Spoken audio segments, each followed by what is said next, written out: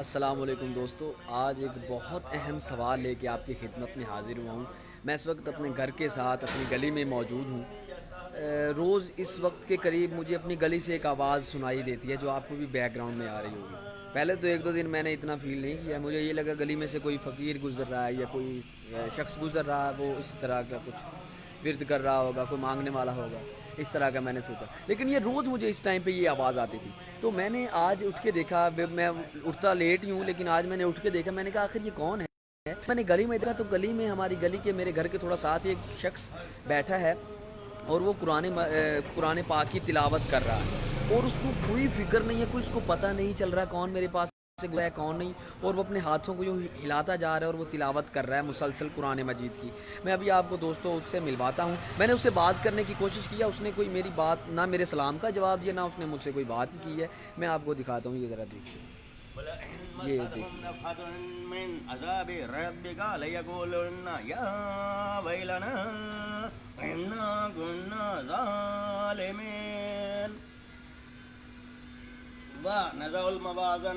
ونزع الموازين القسط ليوم القيامة فلا تظلمون نفس شيئا وإن كان مثقال حبة من خردل أتينا بها لا يوم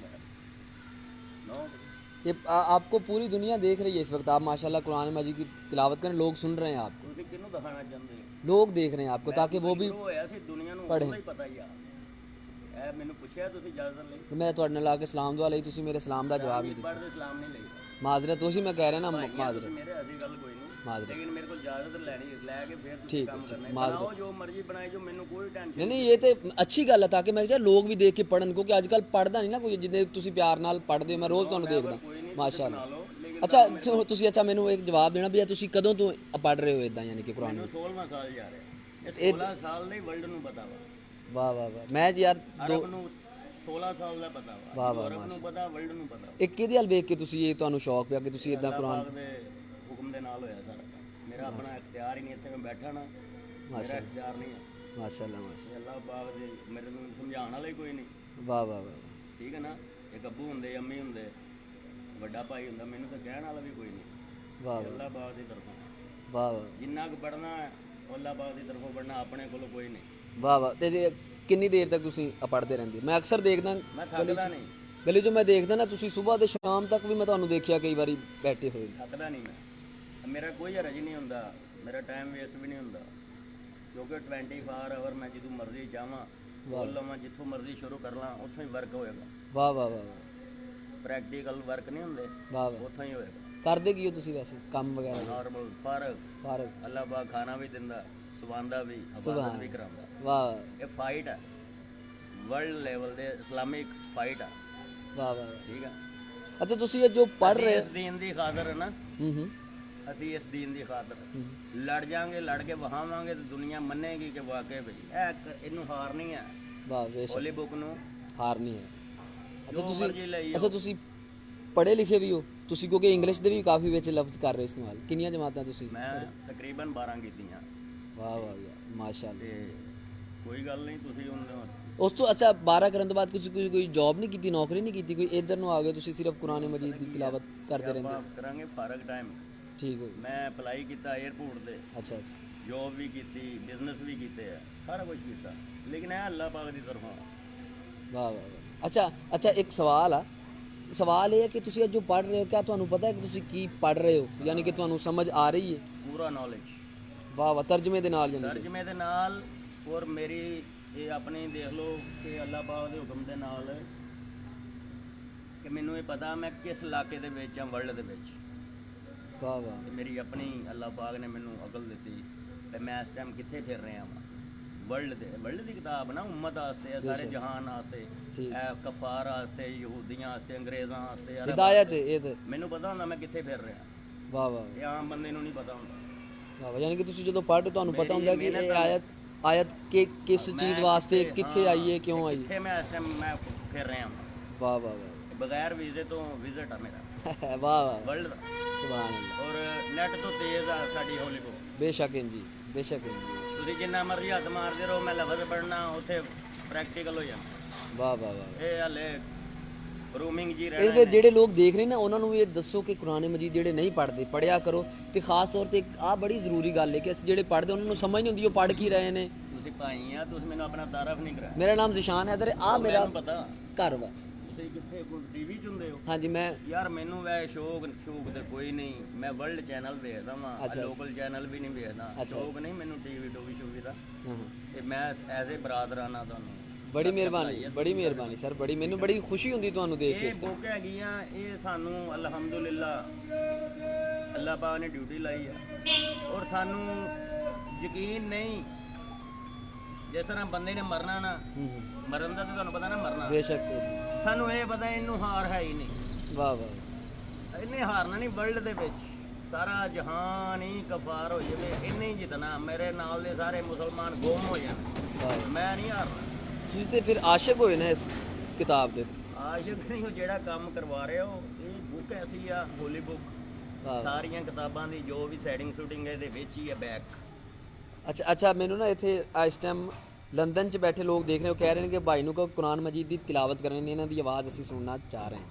ਬਿਸਮਿਲ੍ਲਾ। ਹੁਣ ਤੁਸੀਂ ਬੜੀ ਮਿਹਰਬਾਨੀ, ਤੁਸੀਂ ਸਾਡੇ ਨਾਲ ਗੁਫ਼ਤਗੂ ਕੀਤੀ। ਹਾਂ ਮੈਂ ਹੋ ਗਿਆ। ਬਿਸਮਿਲ੍ਲਾ ਸਰ, ਬਹੁਤ ਦੁਆਵਾਂ ਸਾਨੂੰ ਨਾਲੇ ਯਾਦ ਵੀ ਰੱਖਣਾ।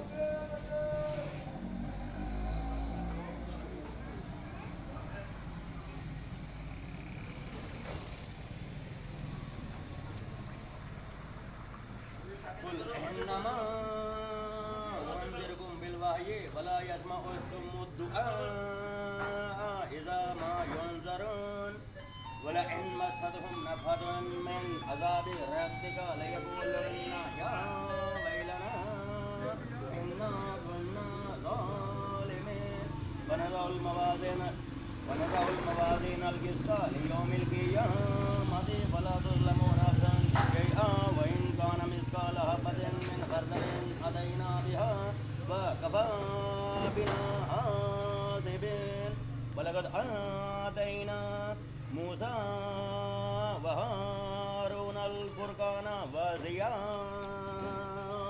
وذكرا للمتقين۔ جی دوستو، آپ نے بھائی کی باتیں سنی، میں نے بھی آج پہلی بار ان کے ساتھ بات کی ہے۔ ویسے تو انہوں نے میرے سلام کا جواب بھی نہیں دیا، لیکن جب ویڈیو میں بنا رہا تھا تب انہوں نے یہ کہا کہ ایسے نہ کرو۔